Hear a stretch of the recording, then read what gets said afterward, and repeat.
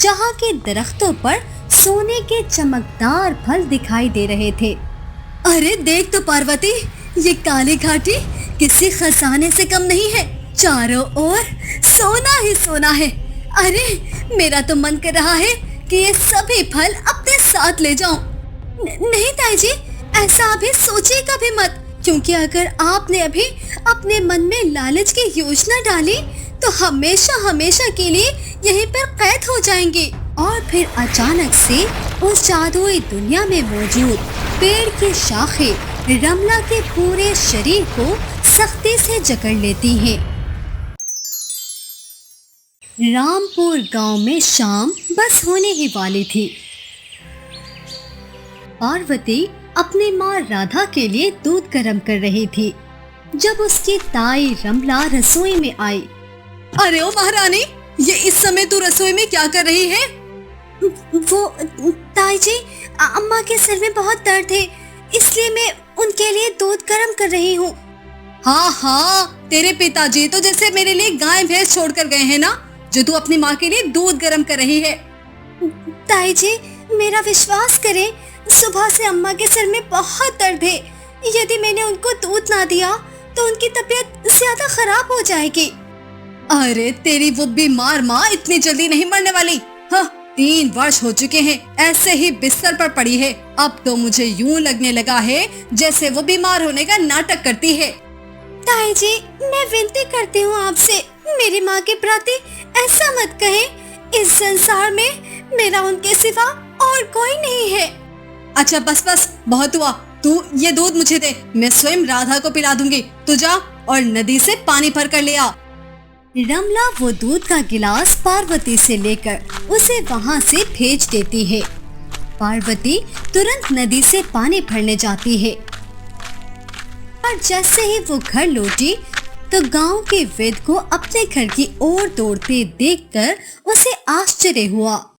तारा बुआ, क्या हुआ है? आप इतनी चिंतित क्यों दिखाई दे रही हैं?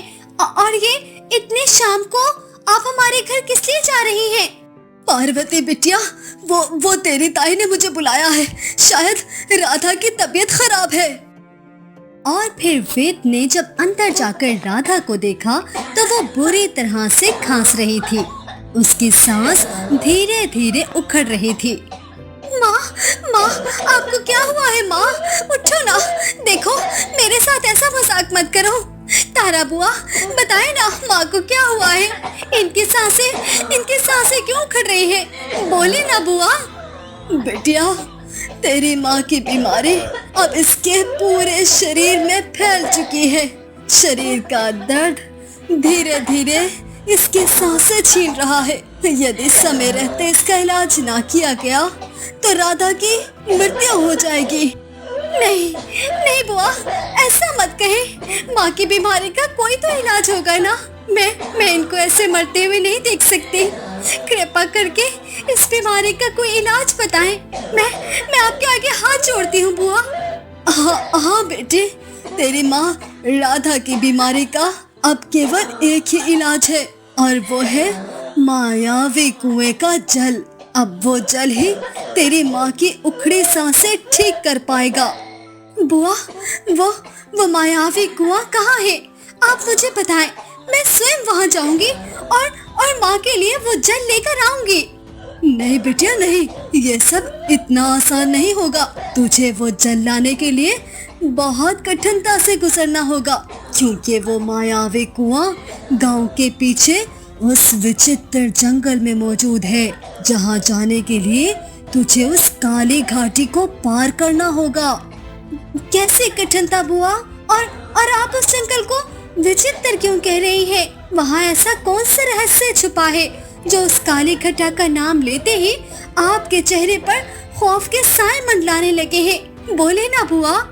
बिटिया, वो जंगल कोई साधारण जंगल नहीं है। तुझे उस काली घाटी को पार करने के लिए अपने मन को एकदम पवित्र करना होगा। यदि उस घाटी से कोई ऐसा मनुष्य गुजरा जिसका मन लालच और कठोरता से भरा हुआ हो, तो वो घाटी उस मनुष्य को हमेशा हमेशा के लिए कैद कर लेगी और और फिर वो कभी इस धरती लोक में वापस नहीं आ पाएगा। तू बता, क्या तेरा मन एक पंछी की तरह पवित्र है? जी बुआ, मेरे मन में किसी के लिए कोई भी क्रोध और कठोरता नहीं। मैं तो सभी गांव वालों को अपना परिवार मानती हूँ और उस मायावी कुएं का जल केवल अपनी माँ के स्वास्थ्य के लिए लेने जा रही हूँ। तो फिर ठीक है, जब तू वो काली घाटी पार कर लेगी तो उस कुएं के पास तुझे एक बहुत ही सुंदर परी दिखाई देगी। वो स्वयं तुझे उस कुएं से जल निकाल कर देगी। अब तू जा, क्योंकि तेरी माँ के पास समय बहुत कम है। बुआ, मैं जाती हूँ, पर तब तक आप माँ के पास ही रहें और इनका ख्याल रखें। बिटिया, तू अपने साथ किसी को लेकर चली जा। ऐसे अकेले उस विचित्र जंगल में जाना बिल्कुल भी सुरक्षित नहीं है। बुआ, मेरा इस संसार में कोई नहीं है। मैं अपनी माँ को बचाने के लिए अपनी जान का बलिदान देने के लिए भी तैयार हूँ। इसलिए आप चिंता मत करें, मैं ध्यान रखूंगी। इतना कहते ही पार्वती घर से निकलने लगती है, जब रमला भी उसके पीछे आ जाती है। मूर्ख लड़की, रुक जा, किधर भागी जा रही है? हाँ, तूने अपनी बुद्धि बेच दी है जो उस विचित्र जंगल की ओर जाने लगी थी। ताई जी, आपने सुना नहीं बुआ ने क्या कहा? अगर मैं उस विचित्र जंगल से वो जल ना लाए तो मेरी माँ की मृत्यु हो जाएगी। मैं अपनी माँ को मरता हुआ नहीं देख सकती। उन्होंने अपना सारा जीवन मेरे पालन पोषण में बिता दिया। अब ये मेरा कर्तव्य है कि उनकी बीमारी का इलाज करूं। अरे 3 वर्ष बीत गए हैं, पर वो राधा बिस्तर से नहीं उठी। मुझे पता है अब इसका अंतिम समय आ गया है, इसीलिए तू उस विचित्र जंगल मत जा। ऐसा ना हो कि तू भी वहाँ जाकर कभी ना लौटे। नहीं ताई जी, मैं ऐसे हाथ पर हाथ रख के नहीं बैठ सकती। मेरा मन कहता है कि माँ एकदम ठीक हो जाएंगी, इसीलिए कृपा करके आप मुझे जाने दें। रमला कुछ देर तो शांति से खड़ी रही, फिर अचानक ही उसके मन में एक योजना आई, जिसके प्रति उसने पार्वती से कहा, अच्छा ठीक है, पर मैंने सुना है कि काली घाटी में जितने भी पेड़ हैं, उन सब के ऊपर सोने के फल लगे हुए हैं। अगर हम अपने लिए थोड़े से फल तोड़कर ले आए तो एक ही रात में अमीर हो सकते हैं। क्या ये आप क्या कह रही हैं ताई जी? आपने बुआ की बात नहीं सुनी क्या? जो भी व्यक्ति अपने मन में लालच और कठोरता लेकर उस काली घाटी में प्रवेश करेगा, वो घाटी उस मनवश को हमेशा के लिए कैद कर लेगी। अरे वो सब मैं नहीं मानती। अगर मैं उन पेड़ों से 8-10 सोने के फल तोड़ लूंगी तो कोई पाप थोड़ी ना होगा। इसलिए चल, अब मैं भी तेरे साथ चलूंगी। वैसे भी एक से भले 2 होते हैं। तेरे साथ जब मैं होंगी तो तुझे कोई खतरा नहीं होगा। अब चल, मेरा मुंह क्या देख रही है? अपनी माँ को बचाना है या नहीं? जी ताई जी, चलें, पर मैं वहाँ पर कोई फल नहीं तोड़ूंगी, क्योंकि मेरा उस विचित्र जंगल में जाने का केवल एक ही लक्ष्य है, और वो है मायावी कुएं का जल। इसके बाद वो दोनों विचित्र जंगल की ओर चल पड़ी। रास्ता लंबा और जंगल बहुत ही घना था। चारों ओर अंधेरा छा चुका था। कुछ ही समय चलने के बाद वो दोनों उस काली घाटी में प्रवेश कर चुके थे, जहाँ के दरख्तों पर सोने के चमकदार फल दिखाई दे रहे थे। अरे देख तो पार्वती, ये काली घाटी किसी खजाने से कम नहीं है। चारों ओर सोना ही सोना है। अरे मेरा तो मन कर रहा है कि ये सभी फल अपने साथ ले जाऊं। नहीं ताई जी, ऐसा अभी सोचिएगा भी मत, क्योंकि अगर आपने अभी अपने मन में लालच की योजना डाली तो हमेशा हमेशा के लिए यहीं पर कैद हो जाएंगे। मुझे अभी कुछ भी करके उस मायावी जंगल से वो जल लाना होगा। हाँ ठीक है, तो फिर चल। ए ऊपर वाले, मेरे मन में किसी परवश के लिए कोई भी हरी कल्पना नहीं है। मैं इस मायावी कुएं का पानी लेने ही यहाँ आई हूँ, क्योंकि अपनी माँ को मरता हुआ नहीं देख सकती। कृपा करके आप मेरी सहायता कीजिए। और फिर जैसे ही पार्वती धीरे धीरे आगे की ओर कदम बढ़ाती गई, वहाँ छाया अंधेरा घटने लगा, जहाँ पर हर तरफ फूल ही फूल थे। पार्वती को उस जादुई दुनिया में जाता देखकर, अरे वाह वो सामने की जादुई दुनिया तो हमारी दुनिया से भी ज्यादा सुंदर है। यहाँ जरूर इससे भी ज्यादा सोना छुपा होगा। मुझे अभी धीरज रखना होगा। ये सोने के फल मैं वापसी में तोड़ लूंगी, और अगर उस काली घाटी में कोई संकट आया तो पार्वती को यहाँ धक्का देकर खुद भाग जाऊंगी। रमला अपने मन में सोने की लालच और पार्वती के प्रति घिनौनी योजना लेकर आगे बढ़ जाती है। अरे वाह पार्वती, देख तो जरा यहाँ के महल कितने सुंदर और विशाल है। वो देख, वो सामने वाला महल तो हीरे का बना है। चल वहाँ से अपने लिए कुछ हीरे उठा लेते हैं। नहीं ताई जी, मैं यहाँ से कोई खजाना नहीं लूंगी, क्योंकि मुझे केवल उस मायावी कुएं को ढूंढना है। बुआ ने कहा था माँ के पास समय बहुत कम है, इसीलिए मुझे जल्दी करना होगी। अभी वो थोड़े ही दूर गए थे जब सामने उनको एक बहुत ही गहरा मायावी कुआं दिखाई दिया, पर उसके पास ही एक सुंदर परी खड़ी थी। जादुई दुनिया में तुम दोनों का स्वागत है। कहो, यहाँ तुम दोनों किस कारण आई हो? परी, मेरी माँ 3 वर्षों से बहुत बीमार है। हमने उनका कई बार इलाज करवाया, परंतु कोई फायदा नहीं हुआ। अब जब मेरी माँ अपनी आखिरी सांसें ले रही है, तो केवल उस मायावी कुएं का जल ही उनको बचा सकता है। कृपा करके मुझे उस कुएं से थोड़ा सा जल दे दे।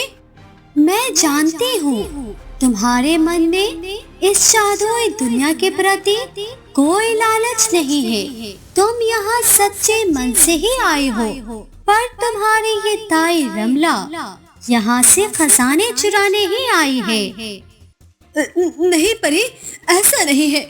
मैं तो पार्वती की रक्षा के लिए इसके साथ आई हूँ। मेरे मन में कोई लालच नहीं है। आप मेरा विश्वास करें। झूठ मत बोलो। मेरे पास जादुई शक्तियाँ हैं, जिनसे मैं तुम्हारे मन का सच जान गई हूँ। ये कोई साधारण दुनिया नहीं है। यहाँ लालच से भरा मन लेकर आने वाला कभी लौट कर नहीं जा पाता। और फिर अचानक से उस जादुई दुनिया में मौजूद पेड़ की शाखें रमला के पूरे शरीर को सख्ती से जकड़ लेती हैं और खींचकर एक गुप्त गुफा में ले जाती हैं। नहीं नहीं, ऐसा मत करो। मैं क्षमा चाहती हूँ। मुझे बाहर निकालो। मैं मरना नहीं चाहती। मुझसे गलती हो गई है। मुझे बाहर निकालो। मुझे बाहर निकालो। लेकिन परी ने रमला की तरफ से नजरें हटा ली और पार्वती की तरफ मुड़ी। पार्वती, तुम इस मायावी कुएं से जल लेकर जा सकती हो, परंतु मैं आज तुम्हें तुम्हारे ताऊ मोहन का एक बहुत बड़ा रहस्य बताना चाहती हूँ, जो तुम्हारी माँ राधा और पिता सूरज से जुड़ा हुआ है। कैसा रहस्य परी? आप क्या कह रहे हैं? मुझे कुछ समझ नहीं आ रही। तुम्हारे ताऊ जी एक नंबर के दुष्ट इंसान हैं। वर्षों पहले मोहन ने केवल पैसे के लालच में आकर अपने सगे भाई सूरज की हत्या कर दी थी। ये बात जब राधा को पता चली तो उसने मोहन की सच्चाई सबको बतानी चाहिए, परंतु मोहन ने उसी दिन राधा को एक ऐसा खतरनाक जहर दे दिया जिससे उसका शरीर अपाहज हो गया और अब वो जहर राधा के पूरे शरीर में फैल चुका है। ये जल पीने से राधा अभी के लिए तो स्वस्थ हो जाएगी, परंतु मोहन अपनी सच्चाई छुपाने के लिए फिर से राधा को मारने की कोशिश जरूर करेगा, क्योंकि उसको सिर्फ पैसे और धन दौलत से प्रेम है। उसी ने तुम्हारे पिता सूरज के घर पर कब्जा करके उसको अपने नाम करवा लिया था। क्या इतना बड़ा छल? ताऊ जी ने मेरे पिताजी की हत्या की थी। मैं उनको कभी क्षमा नहीं करूंगी। उनके कारण मैं अनाथ हो गई और अब वो मेरे माँ को भी मारना चाहते हैं। घबराओ मत पार्वती, जो होना था वो हो चुका है। अब तुम्हें आगे क्या करना है ये सोचना होगा। हाँ, आप ठीक कह रहे हैं, पर मुझे तो कुछ समझ नहीं आ रही कि ताऊ जी की सच्चाई कैसे सबके सामने लाऊं। अगर मैंने किसी को कुछ बताया तो वो मुझे भी मार देंगे। मैं अपने माता पिता का प्रतिशोध लिए बिना मरना नहीं चाहती। चिंता मत करो पार्वती, ये जल लो। ये कोई साधारण जल नहीं है, इसमें तुम्हारी सारी समस्याओं का समाधान मौजूद है। पहले तुम इस जल को लेकर अपनी माँ को पिला देना, जिससे उसकी बीमारी दूर हो जाएगी। इसके बाद ये जल लेकर तुम सरपंच को मोहन के पास लेकर जाना। जैसे ही तुम ये जल जमीन पर छिड़कोगी तो हवा में वो सब कुछ साफ साफ दिखाई देगा जो मोहन ने तुम्हारे माता पिता के साथ किया। आपका बहुत बहुत धन्यवाद परी जी। पर ताई जी का क्या होगा? क्या वो अब यही इस गुप्त गुफा में कैद रहेंगी? रमला जैसे लालची लोगों का परिणाम ऐसा ही होना चाहिए। उसने मोहन के कहने पर तुम्हारी माँ को जहर दिया था और कुछ ही समय बाद वो तुम्हें भी ऐसे ही जहर देकर मारना चाहती थी। ये तो अच्छा हुआ जो वो स्वयं चलकर यहाँ आ गई। अब तुम निश्चिंत होकर दुनिया लोग वापस लौट जाओ पार्वती, और देर मत करो। और फिर पार्वती वो जल लेकर अपने गांव वापस लौट आई। उसके दिल की धड़कन अब तेजी से चल रही थी, क्योंकि उसे कुछ भी करके अपनी माँ को बचाना था। गांव पहुँचते ही पार्वती ने देखा कि तारा बुआ उसके घर के बाहर ही खड़ी थी। अरे पार्वती बिटिया, तू आ गई, बहुत अच्छा हुआ। अब जल्दी कर, तेरी माँ का शरीर ठंडा पड़ रहा है और सांसें बहुत धीमी हो गई हैं। जल्दी कर, ये जल अपनी माँ को पिला दे बेटी, हमारे पास समय बहुत कम है। पार्वती ने जल से भरा प्याला निकाला और धीरे धीरे अपनी माँ के मुंह में डालने लगी। कुछ ही देर में राधा खांसते हुए बैठ गई थी। पार्वती, ये तू है? मैं ठीक कैसे हो गई? मेरा सर चकरा रहा है। ऐसा लगता है जैसे बहुत समय बाद जागी हूँ। जी माँ, आप पूरे 3 वर्ष बाद होश में आई है। ऊपर वाले का बहुत बहुत धन्यवाद जो उसने ये दिन दिखाया। आप चिंता मत करें, परी ने मुझे ये जल दिया था जिससे आपके शरीर से सारा जहर निकल गया है। मेरे बच्चे, तेरे ताऊ जी एक बहुत ही निर्दयी इंसान है। उन्होंने ही तेरे पिताजी की हत्या की थी और मुझे जहर भी उन्होंने और रमला ने मिलकर दिया था। तो यहाँ से भाग जा मेरे बच्चे, वरना वो तुझे भी मार देंगे। मेरा क्या है, आज नहीं तो कल इस संसार से चले ही जाऊंगी। नहीं माँ, मैं कहीं नहीं जाऊंगी। ताऊ जी ने जितना अन्याय हमारे साथ करना था कर लिया, पर बस अब बहुत हुआ। अब मैं अपने पिताजी की मृत्यु का बदला उनसे लेकर रहूंगी। आप चिंता मत करें, मैं अभी सरपंच जी को यहाँ लेकर आती हूँ। फिर कुछ ही समय में पार्वती सरपंच को लेकर अपने घर आ गई थी। तो बच कैसे गई? अरे तू तो मरने वाली गई। अभी मोहन कुछ और बोलता कि सरपंच और पार्वती को अंदर आता देखकर एकदम से शांत हो गया।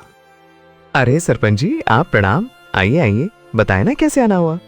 बकवास बनकर डिश्ड इंसान, मैं सब कुछ जान गया हूँ। तू एक कातिल है, कातिल। पार्वती मुझे सब कुछ बता चुकी है। तूने ही अपने सगे भाई सूरज की हत्या की थी और अपनी भौजाई को भी तूने जहर दिया था। अब तेरा खेल खत्म। क्या? नहीं सरपंच जी, ये लड़की एकदम झूठ बोल रही है। मैंने किसी की हत्या नहीं की। भला मैं अपने छोटे भाई को क्यों मारने लगा? सूरज तो मेरे पुत्र जैसा था। ये सब मेरे ऊपर झूठा आरोप है। आप मेरा विश्वास करें सरपंच जी, पार्वती झूठ कह रही है। तो पार्वती ने बिना समय बर्बाद किए वो जल जमीन पर छिड़क दिया, जिसके बाद हवा में सब कुछ किसी फिल्म की तरह चलने लगा। जो कुछ मोहन ने सूरज और राधा के साथ किया था वो सब कुछ सरपंच और बाकी सबके सामने आ गया। मक्कार इंसान, अब मैं सब कुछ अच्छे से देख भी चुका हूँ। सैनिकों, पकड़ लो इसको और ले जाकर कालाकार में कैद कर दो। क्या? ये सब क्या है? ऐसा कैसे संभव हुआ? नहीं नहीं सरपंच जी, मुझे क्षमा कर दें। पार्वती, सरपंच जी से कहो ना कि मुझे क्षमा कर दें। मैं हाथ जोड़कर विनती करता हूँ, मुझे मत पकड़ो। मैं आपको कभी क्षमा नहीं करूंगी ताऊ जी। आज आपके लालच के कारण मेरे पिताजी जीवित नहीं है। सरपंच जी, ले जाएं इनको यहाँ से, मैं इनकी शक्ल भी नहीं देखना चाहती। मोहन के जाने के बाद पार्वती अपनी माँ राधा के साथ उसी घर में खुशी खुशी जीवन बिताने लगी।